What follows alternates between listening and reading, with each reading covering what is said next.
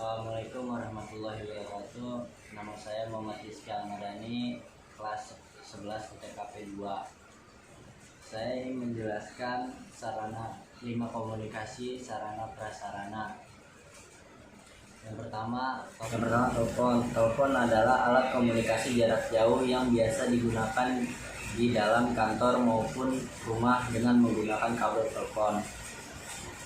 Telepon meja atau telepon dan tripod untuk diletakkan di atas meja. Telepon dinding atau wallphone untuk dipasang pada dinding. Telepon dengan pengeras suara atau loud speaking telepon yang tidak perlu dipegang sewaktu bicara. Yang keempat ada telepon genggam atau pager. Bentuknya kecil sehingga mudah dibawa kemana saja. Perkembangan awal telepon sendiri berawal dari tahun 1871 sampai 1915. Awal telepon sebagai alat komunikasi pada tahun 1940 dengan menggunakan sistem microwave radio untuk hubungan jarak jauh sampai pada akhirnya tahun 1969. Pengguna telepon di Amerika telah mencapai 90%. AT&T menjadi laboratorium sistem telepon paling baik di dunia. Kelebihan telepon adalah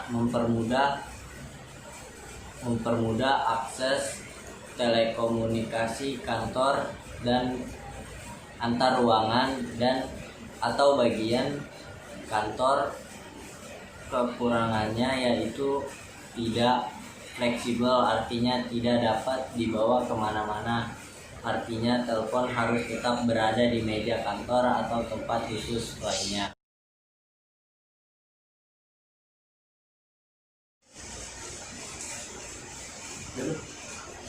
Kedua, intercom.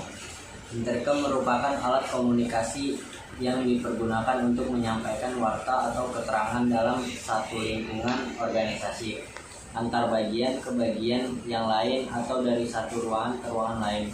Fungsi intercom di lingkungan kantor: sebagai alat komunikasi untuk menyampaikan informasi secara efektif dari satu pihak ke pihak lainnya. 2. Memperluas saluran komunikasi dalam satu instansi atau kantor.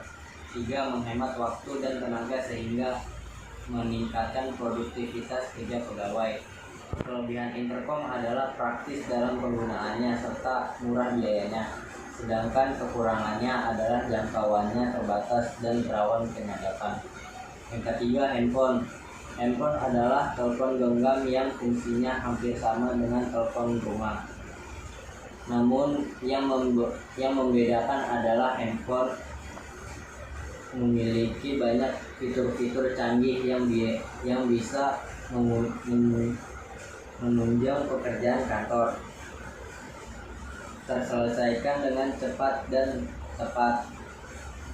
Handphone dinilai lebih cepat dan portable, artinya lebih praktis dan dapat dibawa kemana-mana.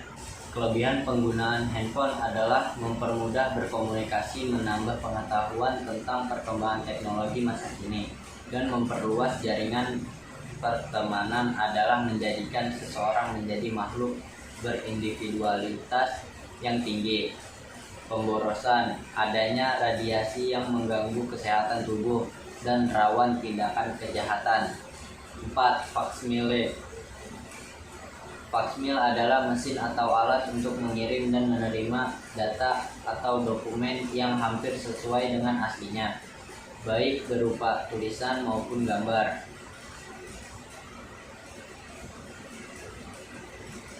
Cara mengirim faksmile: letakkan dokumen yang hendak dikirim menghadapi ke bawah pada tempatnya di ADF. Memasukkan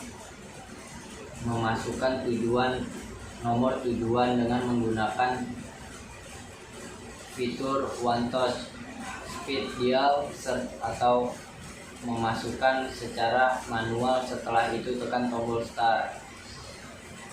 Menerima voicemail, angkat genggang telepon, tekan start jika terdengar bunyi nada voicemail atau bunyi beep ketika muncul tulisan receive pada layar telepon. Letakkan gagang telepon. Kelebihan voicemail ini adalah membantu pengiriman dokumen ke tempat yang jauh dengan waktu yang singkat. Sedangkan kekurangan mesin voicemail adalah semua fax yang dikirim dan terkirim dapat terbaca oleh semua orang yang terhubung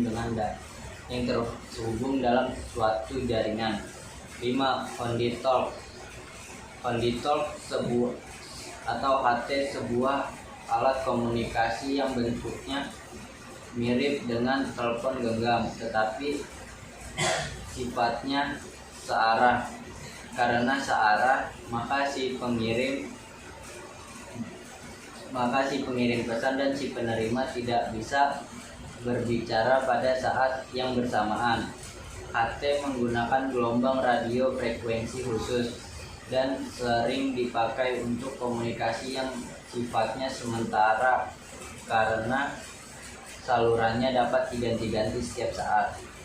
Kelebihan HT antara lain tidak memerlukan pulsa, mampu berhubungan langsung ke semua orang dengan frekuensi yang sama, mudah dalam penggunaan, cepat untuk sampai tidak perlu mengetik nomor telepon, dapat digunakan, tidak terdapat masalah sinyal saat cuaca buruk, dapat digunakan dan didengarkan oleh jaringan khusus yang telah disetting.